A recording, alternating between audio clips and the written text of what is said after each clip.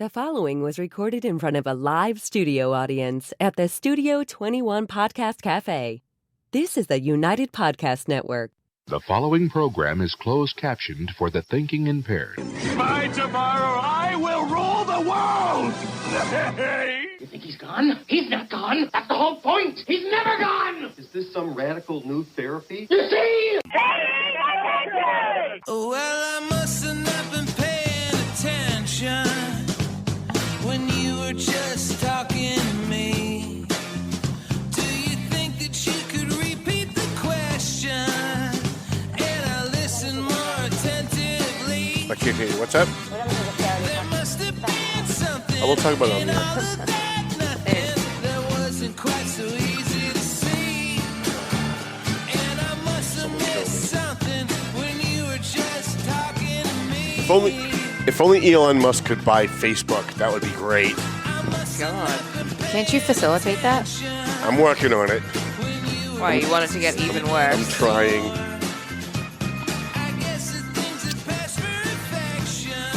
Oh my God, I forgot my pen. Oh, no, not that. Yes, it did. Oh, no. So you know my pronoun. Can you pull me up a little? Sure. Oh, you have pronouns? Yes, I do. My pronouns are fuck and you. No, mine, Stop it. Anybody who walks around talking about their pronouns I finally know how to do it, though. are completely mentally ill and should be Okay. institutionalized. Wait a minute. So when somebody asks me my pronouns, I now know to say she and her. Yeah, she and her. There's no hope for you. You know that, right? You know there's no hope for you. I really couldn't give two shit when anybody pronouns I are. know, but it's a big thing, and you got to get it right. Not me. Well, my daughter's in law school, and she had 3 days of orientation about her pronouns. Oh, I bet she did. I bet they indoctrinated her quite well. Yeah. They can't teach math and science, but they can sure as hell teach about global warming and But pronouns. wait a minute. So now all And you abortion. had to do is wear like this little pin, and it tells you like so people know exactly what your pronouns Yeah. I want one of those. I'm going to have to hand make it myself. are. Don't do that. All right. Should we start the show, or? Oh, this is already fun, huh? All right. Yes. This is the show. This is the show. Mine are it and that. It's in that. Yeah. Are those pronouns? I've decided they are. If they're talking about me, that means that person. Yeah, that. And then if it's a singular, then it is over there. Why not? How's the difference between they and them? That's a plural. I never even know what a they. I just figured that out. This country is doomed. We're just completely doomed. Stop it. How do we get out of this now, huh? Oh boy. I can actually hear people writing hate mail as we're talking. No. Hi, how you guys doing? My name's Tom Duggan here with the Paying Attention Podcast. Hi atop Two Guys Smoke Shop at the Studio 21 Podcast Cafe. We've got a pretty interesting show for you today. We've got Lisa Williams from AFC Urgent Care is here with us because the 10th anniversary of AFC Urgent Care. We have been together since day one, right? Yes. Since the ribbon cutting when Yes. Joe Bevilacqua came and we cut the ribbon in North Andover and we took pictures and I interviewed all your doctors. That was fun. That was a lot of fun. I just can't believe it's been 10 years. I know. I'm Wow. old. And I want to thank Lisa Williams and Zaka and Lisa's husband Tom for being very loyal to the Valley Patriot. You know, so many people that we've helped over the years that have not been loyal to us. And then there's people like Lisa, whom we've really not done a whole lot for other than promote AFC Urgent Care, but has been tremendously loyal to us, not just at the Valley Patriot by buying advertising, but by coming on the show. They donated, I think, $2,000 last year for our scholarships for kids at our charity bash that we run in March, which is March 31st this year. And anytime we reach out and say, hey, you know, we've got this thing that we're working on, we're trying to help a family, you know, we've got a homeless family that needs, you know, blankets or something, we call Lisa. Lisa always says yes. So thank you for that, by the way. Happy to. I want to thank you. I want to get into a couple of topics before we talk about AFC Urgent Care, before we kind of, you can chime in on any of these. Sure, yeah. Pronouns? In the No. current, let's talk about pronouns for an hour. I'll be off the air for sure. I finally got mine right. Right. In the current edition of the Valley Patriot, which is being delivered as we speak, I lost a couple of drivers, so it's going to take me an extra day or two to get these out onto the streets. I can drive. Who said that? Me. Oh, you can drive? You want to deliver newspapers? Because I need somebody to do like the Groveland, Boxford, Georgetown, Newbury area. Do I need GPS? And Andover. Yeah, you're going to need GPS for those, for sure. I'm not a great driver, but I can drive. So it is going to take. However, we've got a couple of stories in the Valley Patriot that I wanted to talk about real quickly, and one is. Do you go to Haverhill? One is we're all over Haverhill. We're all over Haverhill. I can do Haverhill. Can you do Haverhill? Yeah, That'd be I can. great. Yeah. And I even pay for your gas. So Really? yeah, sure. With the price of gas, I mean, how do you? Seriously. You want to talk about hurting the little guy? When the price of gas goes up, I pay for the gas for all my drivers, so I pay them like $1 a stop plus whatever their gas is, and I'm usually generous with the gas. If they say it was $25, I might throw them $35, because I realize that I'm not paying a lot for doing the deliveries themselves. So yeah, that'd be great. But we promised you a couple of weeks ago that we were going to come in and do. Usually I do this right before the election, but we had the Thursday before the election, we had a surprise debate. We didn't. I didn't think that Adrian Ramos was going to come in for a debate against Joe Finn, because I was supporting Joe Finn, so I didn't think she was going to come. So we had this scheduled for the week before to talk about how much money all the candidates made, how much they raised, and how much they spent. It's kind of disgusting when you guys take a look at this list that I'm going to show you. You got that, right? The list that I sent you? All right. Well, then we'll talk to Lisa. How you doing, Lisa? Good. Give her some time to get that. All right, so let me jump around then a little bit. In Methuen, we'll come back to that. In Methuen, once again, I hate to have to keep saying this, but I'm going to keep saying it. You gonna bash people now? No. Not really. Okay. I'll tell you who I am going to bash: the Methuen City Attorney. Why? Because when I submit public records requests, he always says no. Right, and even though I don't even know who the city attorney is. Even though his name is Rossetti, Attorney Rossetti. I think it's Ken Rossetti, but don't hold me to the first name because I know like 15 million Rossettis. When I submitted a public records request 2 years ago, asking for the salaries of all the DPW workers.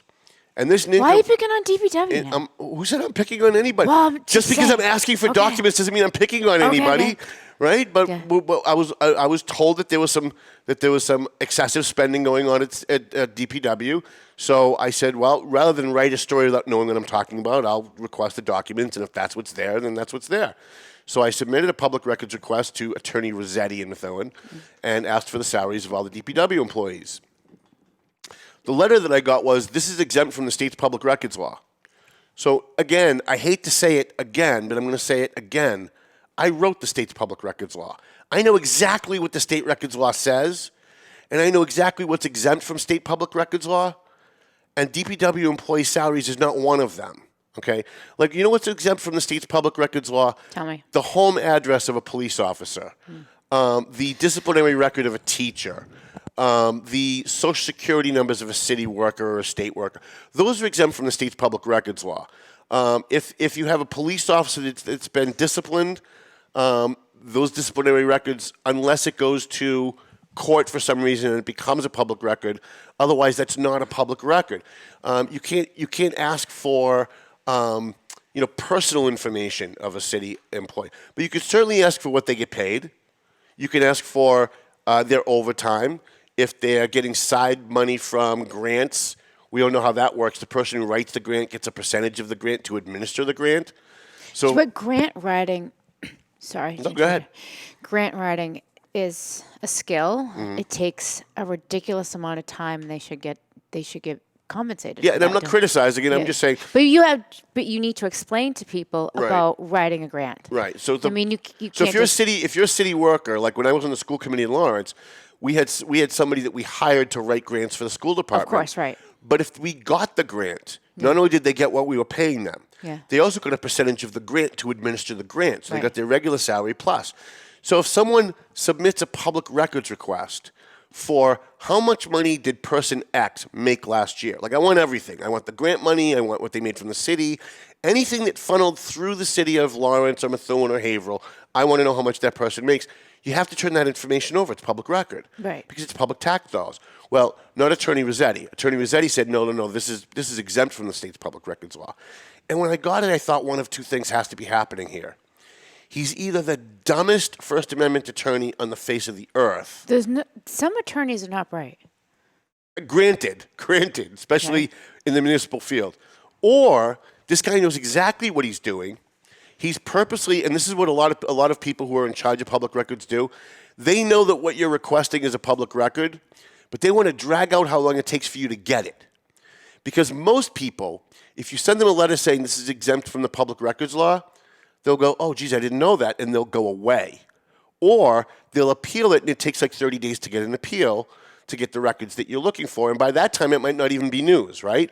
So if I'm looking for something that just happened yesterday, and I'm trying to get some information to post a story tomorrow, and you've got somebody like this attorney Rossetti in Methuen, he's going to drag it out as long as he can so it's no longer really news by the time you get it. This is obfuscation. This is a violation of the state's public records law. The problem is you can't prove intent. You can't prove. Sometimes you can, but most of the time you can't prove intent. So I submitted an appeal to the Secretary of State's office, and the Secretary of State's office sent a letter to Attorney Rossetti saying, basically, I don't know what you're talking about here in your letter. You have to turn over these records. So we got the records, and once again, it wasn't any more news by the time I got what I got, but I demanded to get it. Why am I bringing all this up? Because there's a gentleman in Methuen named Robert DeFusco. I don't think I know him. I don't think I've ever met him, who submitted a public records request to the city of Methuen asking for the bid contracts. And by the way, I want to correct something that we had wrong in this story. I thought this was for the bid contracts for the computer software security system that they had just put in because the city of Methuen got hacked. That's not the case. The contract bids that Mr. DeFusco was looking for was for window installation in the schools. And he submitted a public records request asking for the bid requests, like, what was required, who applied, and who got it, and how much did they get, and what does the contract say, for windows in the school department. And Attorney Rossetti, once again, either the dumbest person in the world or purposely obfuscating the public records law, sent him a letter saying, no, we can't give you this. This is an exemption to the state's public records law because of public safety. And, of course, that went to the Secretary of State's office for an appeal by Mr. DeFusco, and I think it was 4-page or 5-page letter went back to the city of Methuen to Attorney Rossetti saying, I'm sorry, but you have to turn over these records. They're public records. There's also a open meeting law complaint that was filed by Mr. DeFusco because they made this bid decision in secret. The city council went in private session and made decisions and did not disclose what they discussed, which is, again, a violation of the open meeting law. Now, the open meeting law violation is a criminal offense. Public records law is not a criminal offense. It probably should be if you can prove they did it on purpose, but it's not. So I want to thank whoever Mr. DeFusco is for sending in his appeal and CCing the Valley Patriot on everything that he was doing, because that gave us a great story that we could write this week in the Valley Patriot. Although, again, I apologize for getting one fact wrong in that. It wasn't the contract for the computer security system. It was the contract for Windows. Now, I don't know why the city of Methuen would want to hide bids for Windows unless there's some shenanigans going on, unless somebody's brother owns a window company that's doing business with the city. Now, I'm not saying that's what happened, but I am saying that this is the reason why we have a public records law. Because when you have a mayor that's hiring the brother of a city council, you got to kind of keep an eye on that kind of stuff when it comes to bids. Because if he's going to openly hire the brother of a city council, there's a really good chance he's giving contracts to family members of city councilors, or people that donated to his campaign, or people that he's friends with, et cetera, et cetera, et cetera. So we're hoping that within the next couple of days, Mr. DeFusco is going to forward to us the documents that he was looking for. Hopefully the Tribune won't get it first, but hopefully we will. And when we do, we will publish those online and let you know what it is, what was the public bid process, who bid on it, how much they got, what was the contract. And maybe there's no shenanigans going on here. Maybe this is just Attorney Rossetti doing what he's told by somebody in City Hall to not release the records, to just drag out the public records request. That's always humanly possible. We're ready on the candidate stuff? Great. So real quick, before the election, I promised I was going to come in and give you a preview of what all of the candidates spent and what they raised on their campaigns. Now, I didn't put these in order of. I should have put this in order of, like the person who raised the most should be at the top, and then did it that. Instead, what I did was I put the candidates together who ran against each other. So if you look at the first two, if we could pull that up, if you look at the first two, Jim McCarty from is that me? Sorry, that should have been off. Jim McCarty ran for state representative. He's a Methuen city councilor. He ran against Estella Reyes.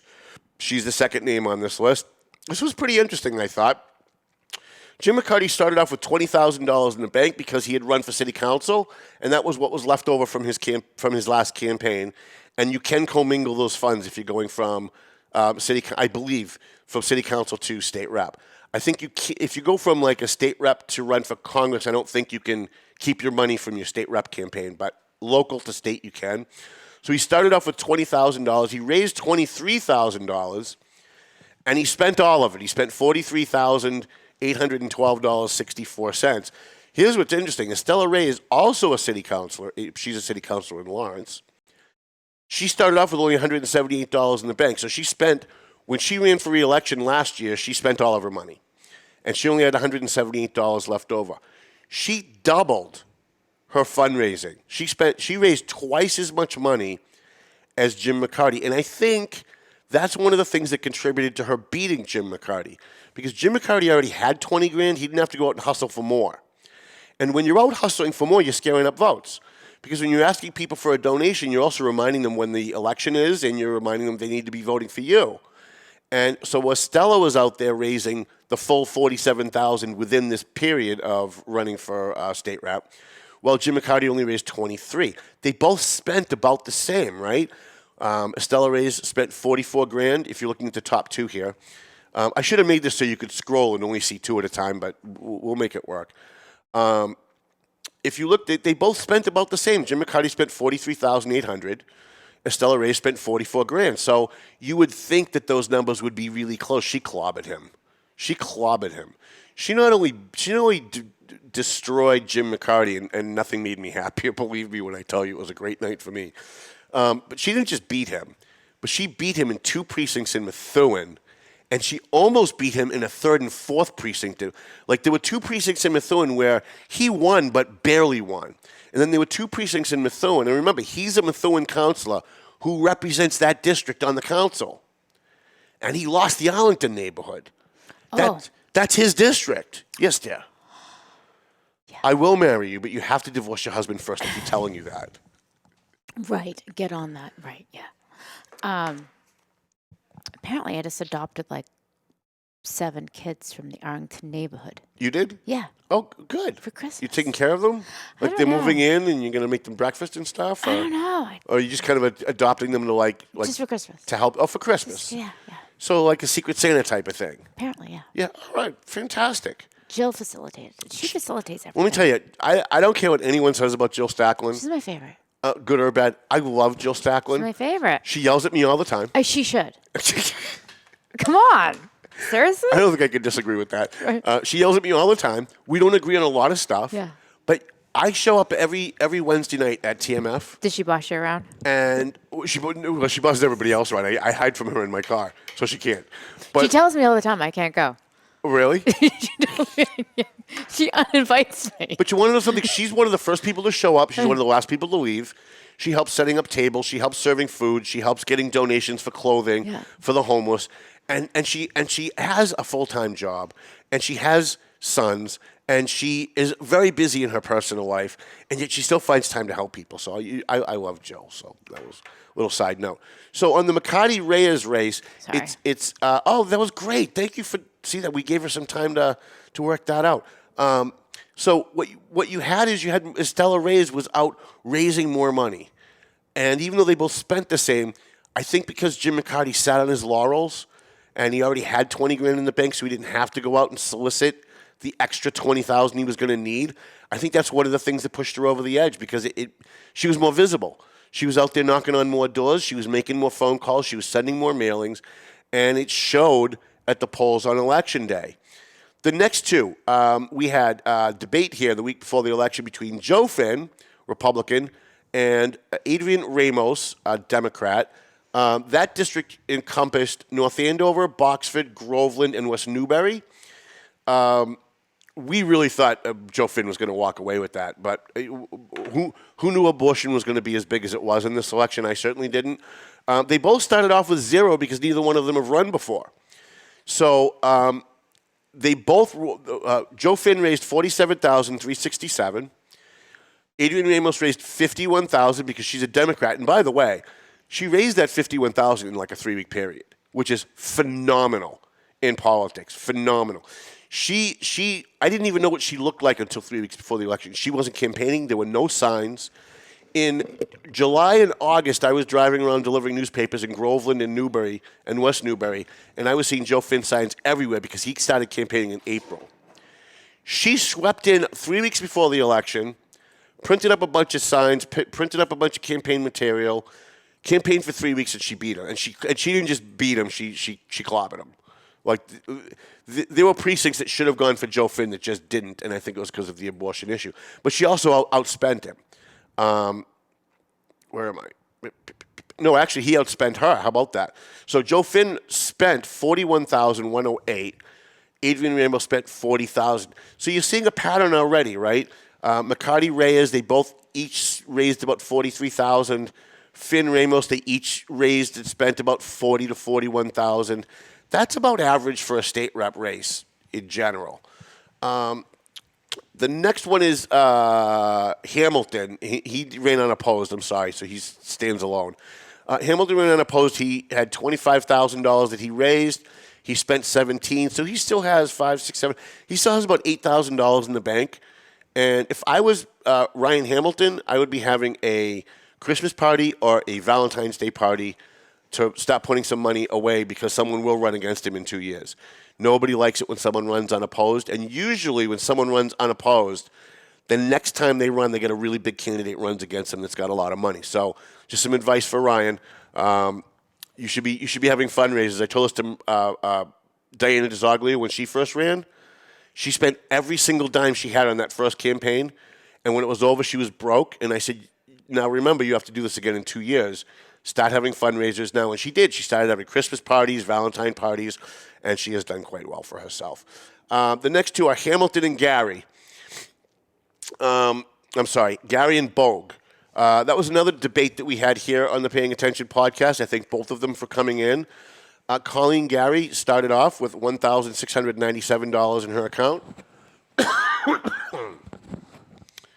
why I brought the cough drops.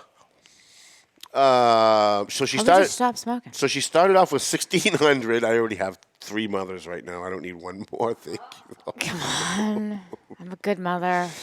All right, fine. You can be my mom. Although you have to fight my real mom for that. So Colleen Gary, she already had $1,600 in the bank from her last campaign, which is kind of weird because she's been a state rep for a long time. You'd think she'd have a lot more. She raised about $9,000. She spent $4,000 of it. So she's got about $5,000 left over for the next campaign. George Bogue, who has never run for a state rep before, at least not that I know of, had started off with 0 because he's never run before. He raised $10,600. He spent almost all of it. He spent $10,078. Gary just destroyed him.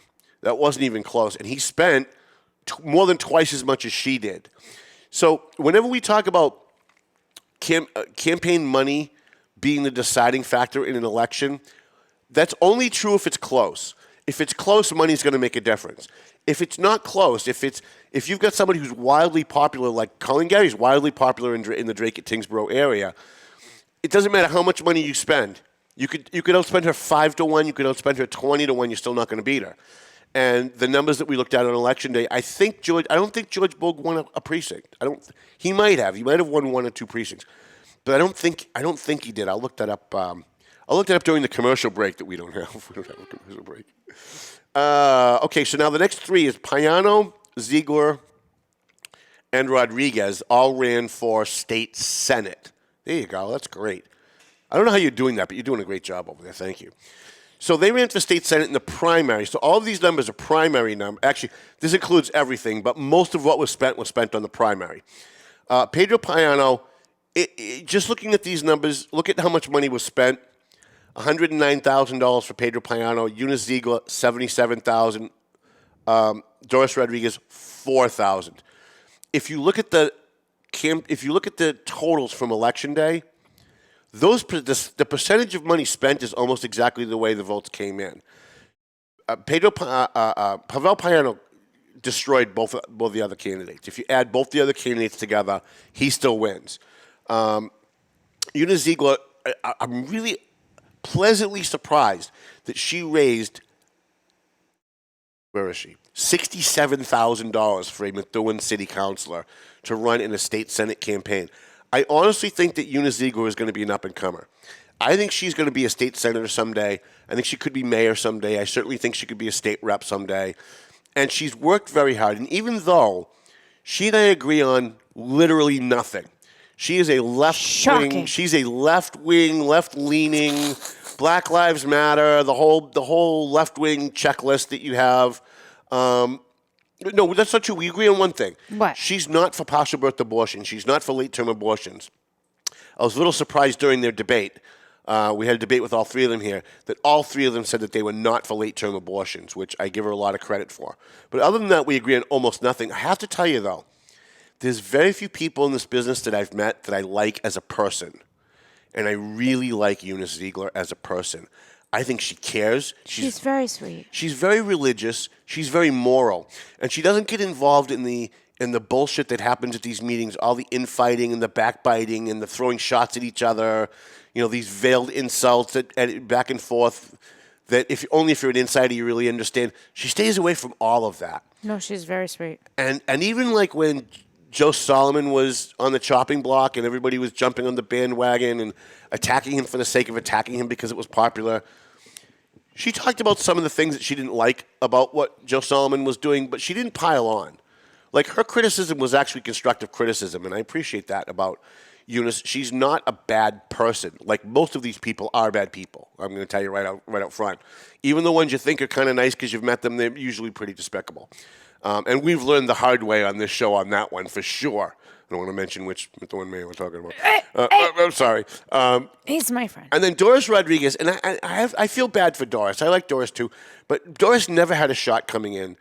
I don't know why she didn't know she had no shot coming in. I told her when she decided to run she had no shot, but I'm perfectly happy to take your advertising dollars if you decide to run, but I don't think you've got a shot, I told her, and really, 11 minutes, is that true? All right, let's get through this. But she ran anyway, and she didn't really take votes away from anybody, so here's the big one. Feingold DeFranco. Wow. Holy crap. Barry Feingold is a state senator who has literally done nothing for 25 years. He did nothing when he was a state rep, and he's done nothing as a state senator. He has passed one bill in his 25 to 30 years in the legislature in both houses. One bill, the baby drop-off bill, that if you're an irresponsible mother and you don't want your kid anymore, you can go to any fire station, you can drop off your kid, supposedly no questions asked, which I think is a horrible bill because what about the father? But that's another whole discussion. But that's the one thing he's done. Barry Feingold started off this campaign with $364,000 in the bank. Everybody else, look at all these others. Pedro Payano, $100,000. The state reps, $40,000, $43,000, $40,000, $17,000. Barry Feingold starts off without even, before the campaign even started, with $364,000 in the bank. And then he raised another $340,000 and spent almost $500,000, $494,874.40. He spent $500,000 Doing what? for a state Senate seat that pays, I think, somewhere in the neighborhood of like $90,000 a year. Maybe it's like $100,000 a year for a state senator. He spent $500,000. The guy that ran against him, Sal DeFranco, started off with zero because he'd never run before. He raised himself $116,000. He spent $109,000. I don't make $109,000 in 2 years. And Sal DeFranco spent $109,000 on the campaign and didn't even come close to spending what Barry spent 5 times more money than Sal DeFranco. And he beat Sal, and he beat him handily, but not $500,000 worth. Like, that's a lot of money. That means $1 million. He still has $500,000 left in his account. That's not on your thing, but he still has about $500,000 in his account. He spent $500,000, and he's got $500,000 for the next campaign that's in 2 years. That's outrageous for a job that pays like $90,000, $100,000 a year. It makes you wonder why. It makes you wonder why someone would spend that kind of money to not make a whole lot of money in return. And that's because of power and political favors. That's what that's really all about. All right. Next one.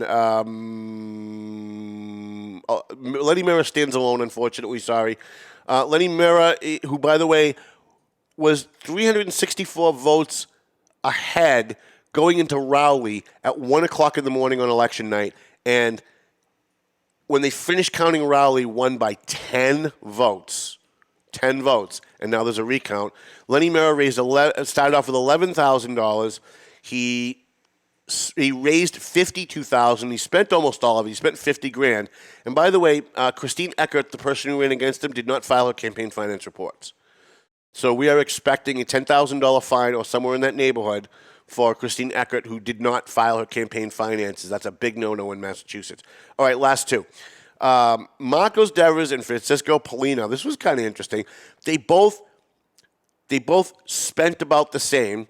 Francisco Polino spent about $10,000 more. He spent $59,123 if you're looking at that last column. Marcos spent about $50,000. I think that's the most Marcos Devers has ever spent on a campaign, and he ended up losing to Francisco Polino, and it had nothing to do with money. That campaign really came down to who Mayor Brian DePina supported, and Brian DePina, unfortunately for me, because Marcos was my friend, supported Francisco Polino, who, by the way, is such a good guy, showed up at TMF. He's not even in office yet. Showed up at TMF for Thanksgiving dinner for the homeless. When I pulled up, he didn't have his campaign crew or his campaign people taking pictures of him helping the homeless. He was setting up tables and feeding people and didn't think anybody was watching. So here's what we did. I took a picture of him doing it, and I put it in the Valley Patriot and thanked him for what he was doing, because we have people who have been in office now for 15 years who've never once done a goddamn thing for the homeless.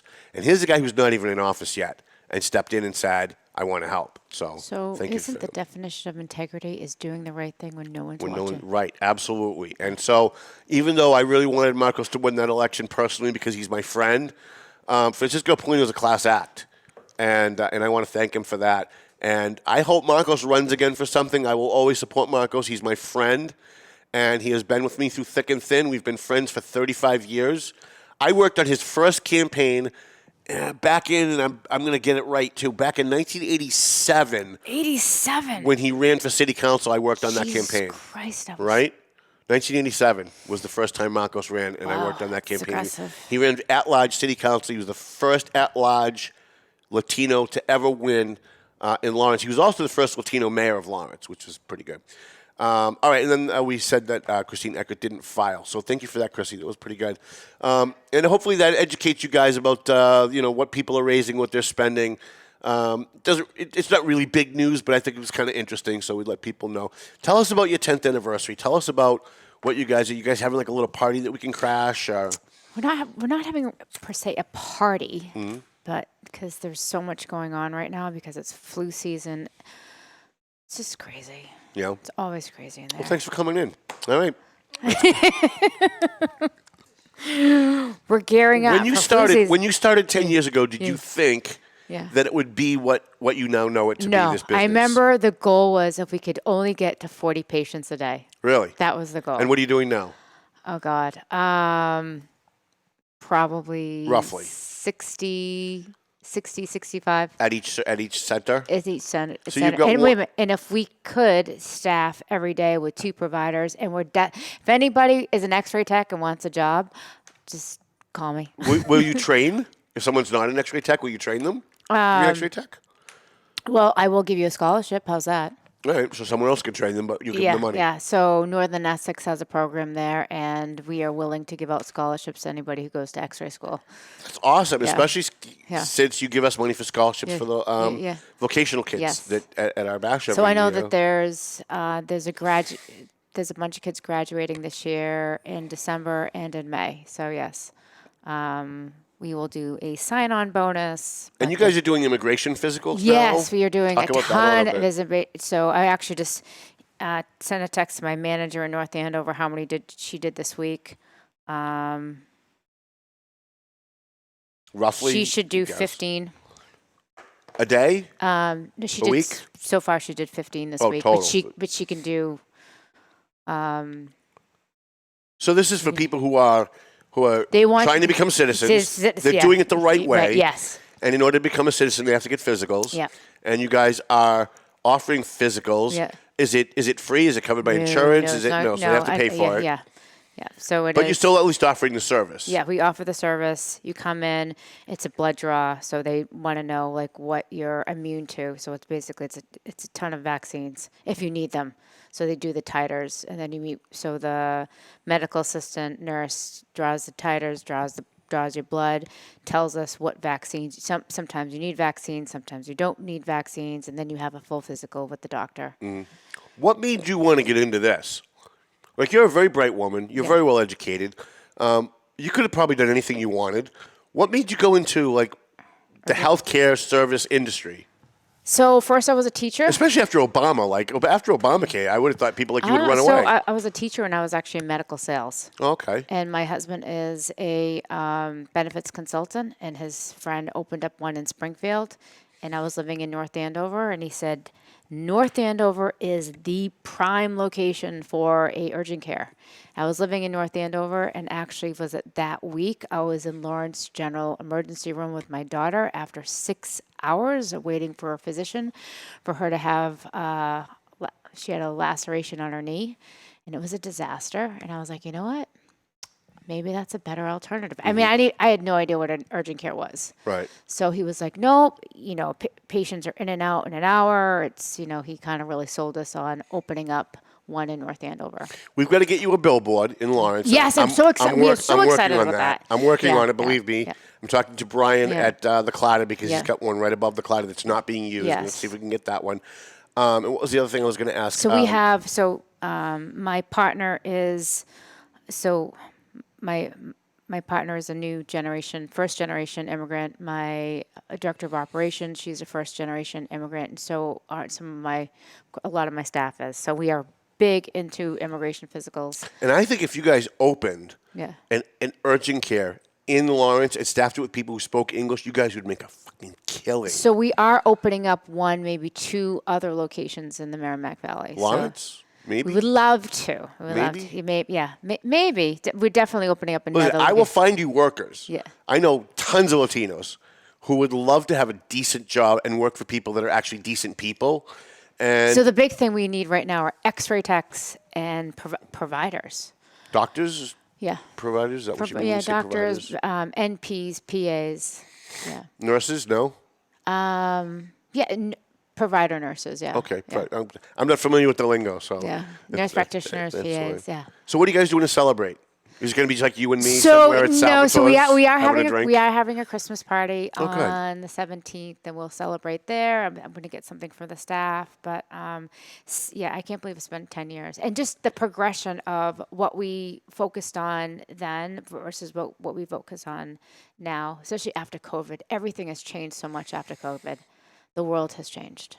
You survived through COVID. Yeah. And, knock on wood, a lot of businesses Yeah, did not yeah. survive, especially in your business, because of all the regulations and all of the restrictions and everything that was going on. How did you do that? How did you get through that? You know what? I think we were fortunate with great staff. And we actually went to a wedding this weekend with one of the girls that worked for us during COVID. And I had to say to my husband, I go, when we get there, you just have to thank everyone. Because we had a group of nurse practitioners who were just amazing. And they were so loyal and so dedicated to to the operation. And I still can't thank them enough for it, and just everybody who worked for us during that time, because it was really hard and it was horrible.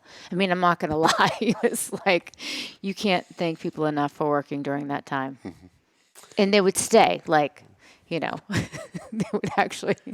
And I was at the ribbon cutting for the Methuen AFC Urgent Care. In fact, I remember we brought Al Caprillion. Yes, he was so damn cute. And that was hilarious. Yes. It was everybody that came, he stood at the door at one point like he was the greeter. Yeah. And went, good evening. Good evening. Good every person so what's that came interesting in. is that people like the providers like working in Methuen more so than they like working in North Andover, because Methuen, the patients are a lot more gracious. Oh, really? Yes. Well, So they tell me. A lot of snobby people in North Andover. They feel like. It's just a different. We have a lot of college kids. It's just people in Methuen they're sick.